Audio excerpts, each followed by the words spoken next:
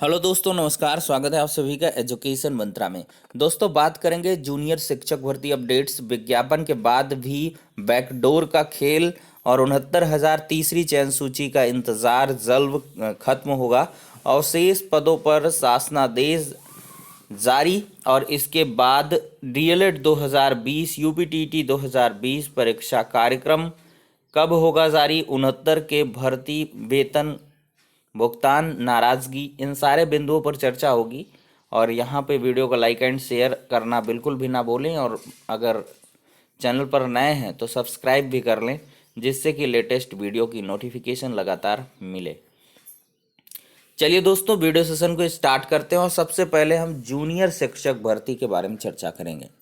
दोस्तों, जूनियर शिक्षक भर्ती भले ही आई है, एक मतलब पहले तो खुशखबरी थी कि भाई जूनियर शिक्षक भर्ती का विज्ञापन आ गया, लेकिन ये भर्ती हर एक अभ्यर्थी के लिए एक मायूसी का बिंदु बनी हुई है, क्योंकि भर्ती को लेकर कुछ भी यहाँ पर क्लियर नहीं है। यहाँ पर जो सबसे बड़ा दारोमदार है वो विषयों को लेकर है कि विषय का कोई विकल्प नहीं है। हालांकि पीएनपी के द्वारा ये बताया गया, सचिव के द्वारा, कि विषय का विकल्प बाद में आपको बबल करने के दौरान जो क्वेश्चन पेपर आप सॉल्व करेंगे तब मिलेगा। लेकिन अभी भी संशय बरकरार है कि क्या विषय वाइज भर्ती आएगी। कोई भी ऑफिशियल यहाँ पर लिखित रूप में स्टेटमेंट नहीं है गवर्नमेंट की तरफ से और ना ही पीएनपी की तरफ से। लेकिन यहाँ पर आधिकारिक वार्ता के क्रम में ये चीज़ें निकल के आई हैं कि जो भी होगी भर्ती वो विषयवार होगी। अब विषयवार होगी तो क्या विषयों के चयन में कोई बाध्यता रहेगी। लेकिन जहाँ तक यहाँ पर ये चीज़ें निकल के आई हैं कि ग्रेजुएशन के सब्जेक्ट के आधार पर ही आप आवेदन कर पाएंगे या उस प्रेस्क्राइब्ड सब्जेक्ट को चुन पाएंगे। तो इन्हीं सभी के बीच लगातार जो ये खबरें आती रहती हैं कि पहले क्या हुआ कि भर्ती के पदों पर खेल हुआ, जो संख्या है एग्जैक्ट तरीके से नहीं बताई गई है।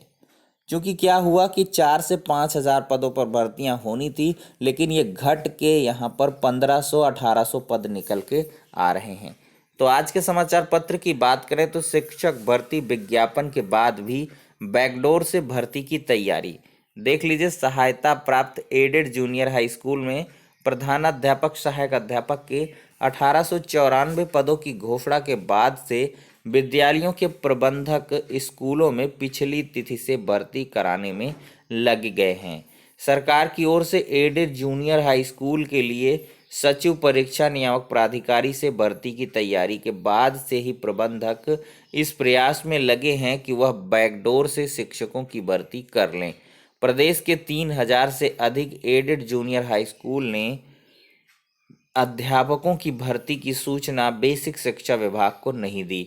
बेसिक शिक्षा विभाग की नियमावली में संशोधन के बाद यह उम्मीद थी कि जूनियर हाई स्कूल में 4 से 5 हज़ार पदों पर भर्ती होगी।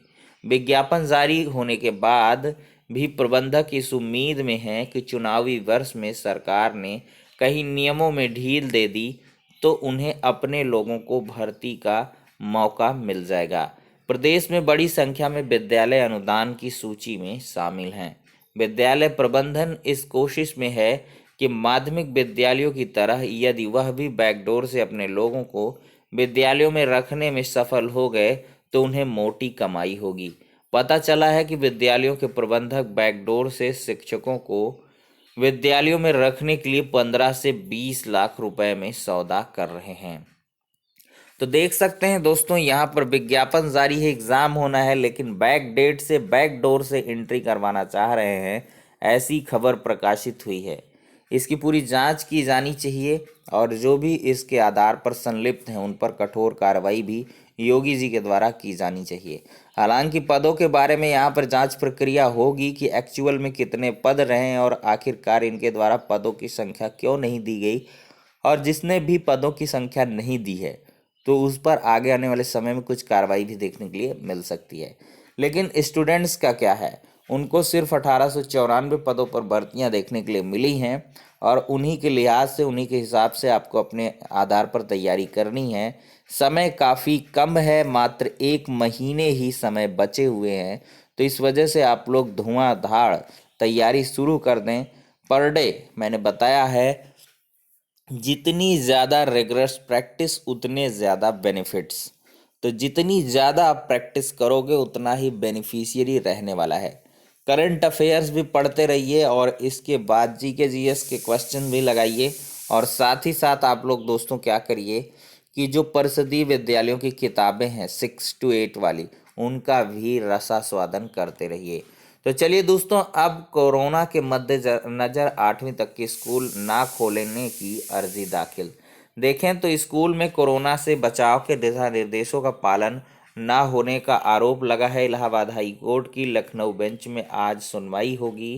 कोरोना के बढ़ते मामलों के मद्देनजर चिकित्सा विशेषज्ञों की अनुमति मिलने तक 8वीं तक के स्कूल ना खोलने की गुजारिश वाली अर्जी इलाहाबाद हाई कोर्ट की लखनऊ खंडपीठ में दाखिल की गई। न्यायमूर्ति ऋतुराज अवस्थी और न्यायमूर्ति मनीष माथुर की खंडपीठ के समक्ष इसी मामले में पहले से दायर जनहित याचिका में इसी अर्जी पर शुक्रवार को सुनवाई होगी। अब देखते हैं दोस्तों यहाँ पर क्या कुछ चीज़ें होने वाली हैं। वहीं पर बात करें तो टीटी और डीएलएड पर नहीं हो सका निर्णय।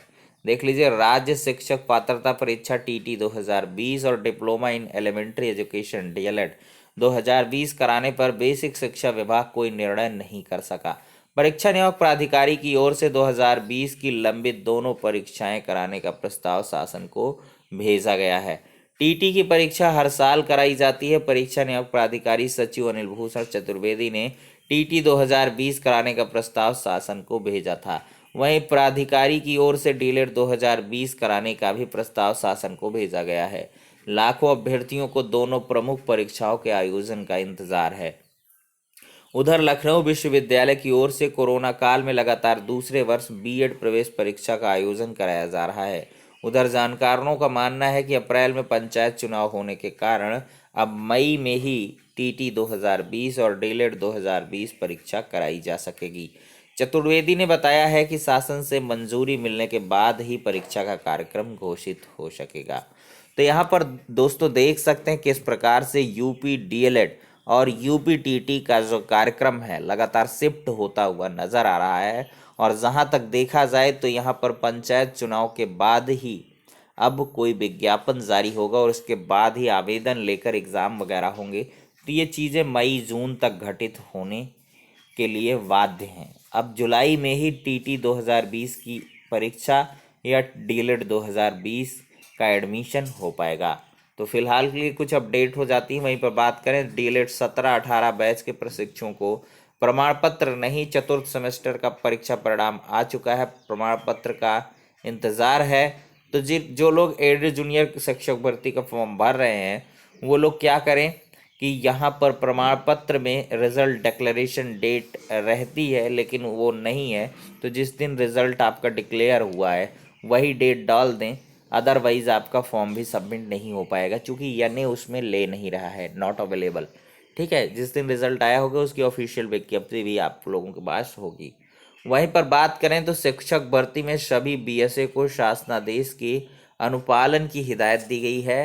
बेसिक शिक्षा परिषद ने प्राथमिक विद्यालयों के 69,000 भर्ती में अभिलेखीय विसंगति के शिकार अभ्यर्थियों को जल्द नियुक्ति पत्र दिया जाएगा, बशर्ते उनका गुणांक जिले के अंतिम चयनित से अधिक हो और इन्होंने जानबूझकर प्राप्तांक अधिक ना भरा हो। बेसिक शिक्षा विभाग के अपर मुख्य सचिव रेणुका कुमार ने इस संबंध में 5 मार्च को आदेश जारी किया था। अब उसका अनुपालन 15 मार्च तक करने के निर्देश बीएसए को दिए गए हैं। इसके अलावा 138 शिक्षा मित्रों के शिक्षक बनने का रास्ता लगभग साफ हो गया है। निर्देश है कि यदि शिक्षा मित्रों का गुणांक जिले के अंतिम चयनित से अधिक है तो महानिदेशक स्कूली शिक्षा शासन को प्रस्ताव भेजें। वहीं जिन अभ्यर्थियों के आवेदन में वैध प्रमाण पत्र व अंक पत्र के आधार पर अधिक प्राप्तांक अंकित किया व उनके अंक व प्रमाण पत्र में स्कूटनी, पुनर्मूल्यांकन, बैक पेपर आदि से प्राप्तांक में विश्वविद्यालय संस्था ने खुद बदलाव किया है तो इसके लिए अभ्यर्थियों को जिम्मेदार नहीं माना जा सकता। ऐसे अभ्यर्थी यदि संबंधित जिले में अपने वर्ग में अंतिम चयनित अभ्यर्थी गुणांक से अधिक गुणांकधारी हैं तो उन्हें नियुक्ति पत्र निर्गत किया जाएगा। यदि अभ्यर्थी का वास्तविक गुणांक संबंधित वर्ग में अंतिम चयनित के गुणांक से कम है लेकिन राज्य स्तर पर संबंधित वर्ग में चयनित अभ्यर्थी के गुणांक से अधिक है तो उसका प्रस्ताव शिक्षा निदेशक बेसिक के माध्यम से शासन को भेजा जाएगा। वहीं अभ्यर्थी ने स्वयं बिना अभिलेखीय आधार के वास्तविक प्राप्तांक से अधिक या कम पूर्णांक अंकित किया है तो उस अभ्यर्थी का चयन निरस्त कर दिया जाएगा। तो दोस्तों ये चीज़ें घटित होने के बाद से अब तीसरी चयन सूची की जो मतलब काउंटडाउन है वो स्टार्ट हो गई है। यहाँ पर जानकारों का मानना है कि जल्द ही जो तीसरी चयन सूची है उसके लिए आपको नोटिफिकेशन या रिक्त पदों का ब्यौरा या कुछ भी आपको धमाका देखने के लिए मिल सकता है।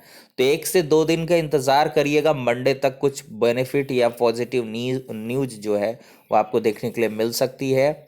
अब ये देखिए संशोधन का प्रकरण सॉर्ट आउट हो जाने के बाद से अब आपकी तीसरी चयन सूची का ही काम होगा और इसके आधार पर अभ्यर्थियों को नियुक्तियां मिलेंगी।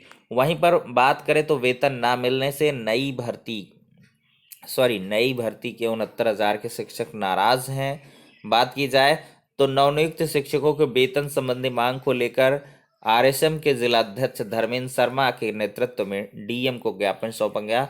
ज्ञापन में 69,000 शिक्षकों की भर्ती पूरी हो चुकी है। सभी नवनियुक्त शिक्षक आवंटित विद्यालयों में अपनी सेवाएं दे रहे हैं, लेकिन अभी तक उनके अभिलेखों के सत्यापन की प्रक्रिया शुरू नहीं हुई है, जबकि उच्चाधिकारियों की ओर से इसके लिए निर्देशित किया जा चुका है। इसके बावजूद लिपिक अपनी हठधर्मिता पर उतारू हैं।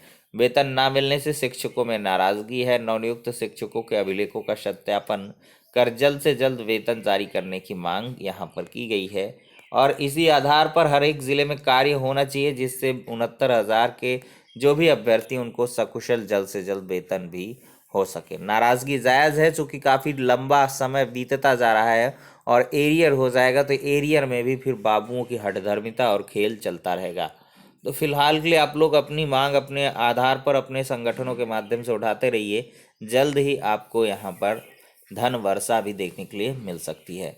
तो फिलहाल के लिए ये सारी की सारी अपडेट्स हैं दोस्तों। तीसरी चयन सूची के लिए एट लास्ट फिर बताना चाहूँगा बहुत जल्द ही आपको खुशखबरी मिलने वाली है। पेशेंस बनाकर रखिए, इंतज़ार करिए। जो अवशेष अभ्यर्थी हैं उनका शासनादेश जारी हो चुका है।